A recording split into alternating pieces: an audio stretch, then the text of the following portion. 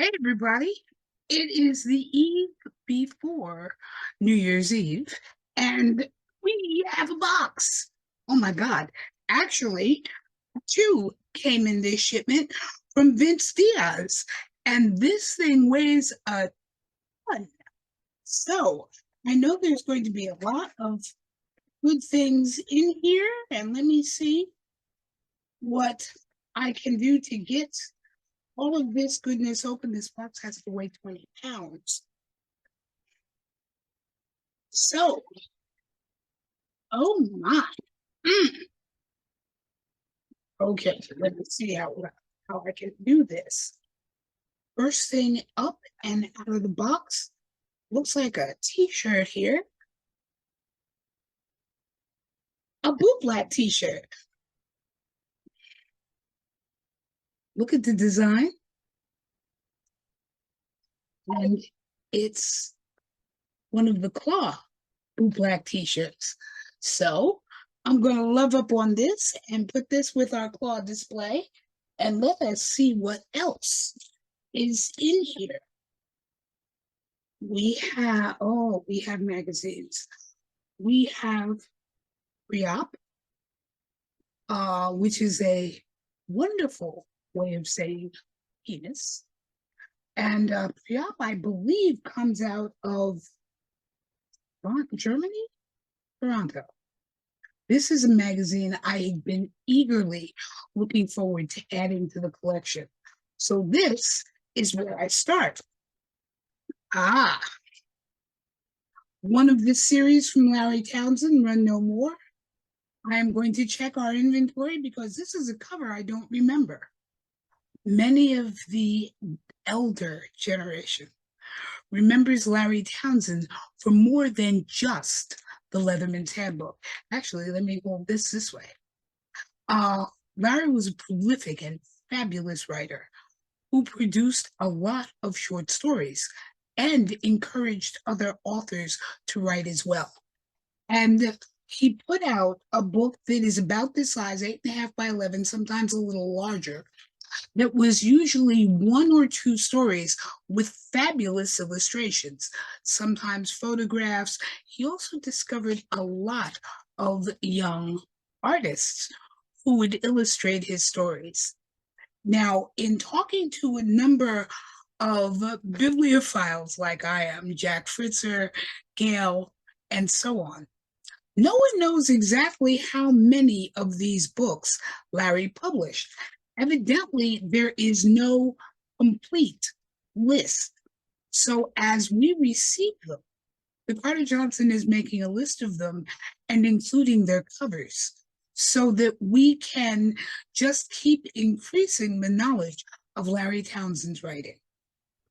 So far, I think we're up to, we're up to about 70, and we are still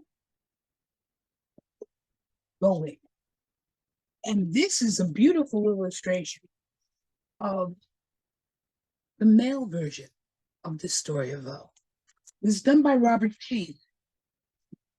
And forgive me for rushing, but I am so eager to see what's in this. The Bedroom Companion.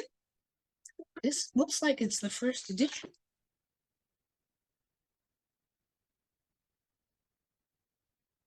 The 1941 Arden Books. Look at that frontage page. They don't do this kind of artwork anymore. I wish they did. What other treasures are in this magnificent box? Red leathers. We have dog tags. We've got a Mr. Friendly in here. Two Mr. Friendlies, actually. And a tag that says bad dog. Let me put that this way. I know an awful lot of pups who would fit that description.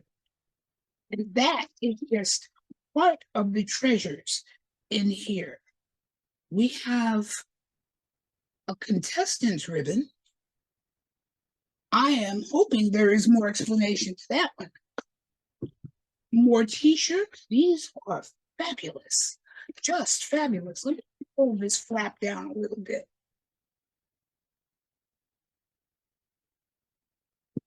Man. Hometown memories. Look at that. What else? What else?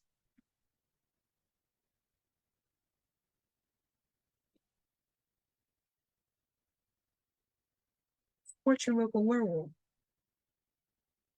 This wonderful organization, the Garou, which is the French word for werewolf, um, does a camp out every year up in northern Indiana at a wonderful campground that I believe is owned by an older gay man that is clothing optional. So, to all you werewolves out there, you might find that camp out interesting. Oh, where is this? Is this the Eagle Baltimore? You know it's bad when you can't see anything and you're wearing glasses. A chit for a well drink. Yeah, this is from the Eagle Baltimore. This is going in. We have a few Eagle chits. Um, Back in my day, we used to call this a round to it. You know how you would often hear, well, I'll do it when I get around to it? Here you go.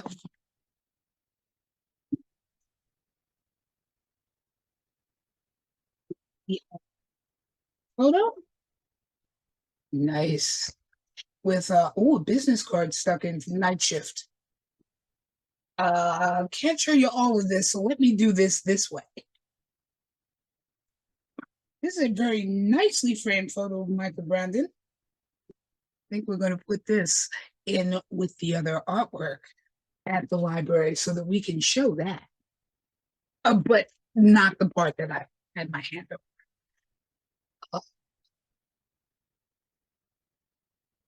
A number of event tags. We have an old leather journal here from 2017. Oh, now this looks interesting. This is a notebook, potentially a very short diary. I'm looking forward to getting into this later.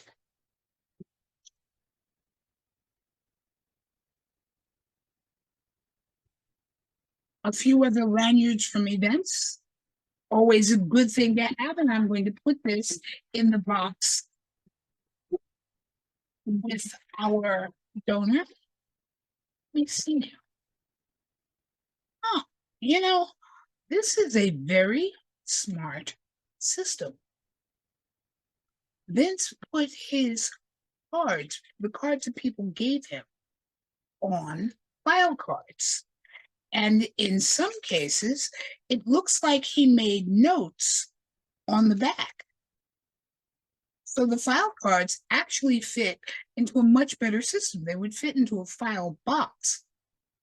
And you have plenty of space on the back for notes. That's smart. Very smart. I like that system. Now, actually, let me take this back for a minute and talk about business cards. I realize that a lot of the next generation has phones where you just put two things together and you got each other's contact information.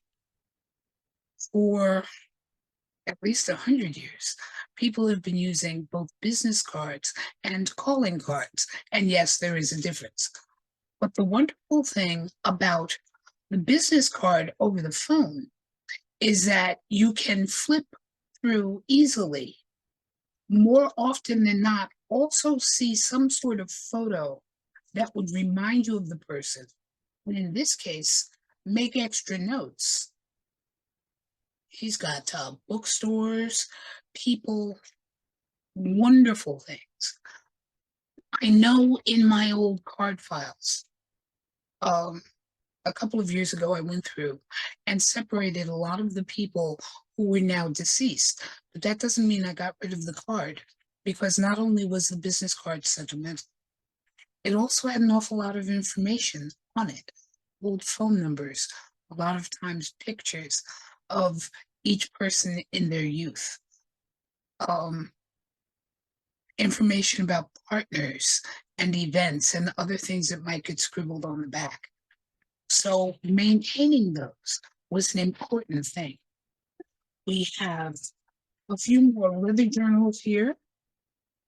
Oh, and the newspaper I have been trying to get more of, called the Desert Night Times. Now, I don't even know if this newspaper is still in existence, but it used to contain fabulous information about all of the things that were going on in the Palm Springs region. And I was never there enough to pick up more than one or two. So for anyone who sees this, if you happen to have old desert nights that you'd like to donate, please send them to the library. We would appreciate them greatly. And as I said, a few more leather journals that will be added to the collection.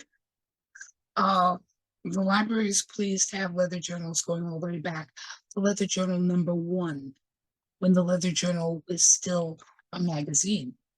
Now it has become a newspaper that is serving our community, but it began as a phenomenal magazine that Dave Rhodes created for us. So it definitely was for us, by us, about us.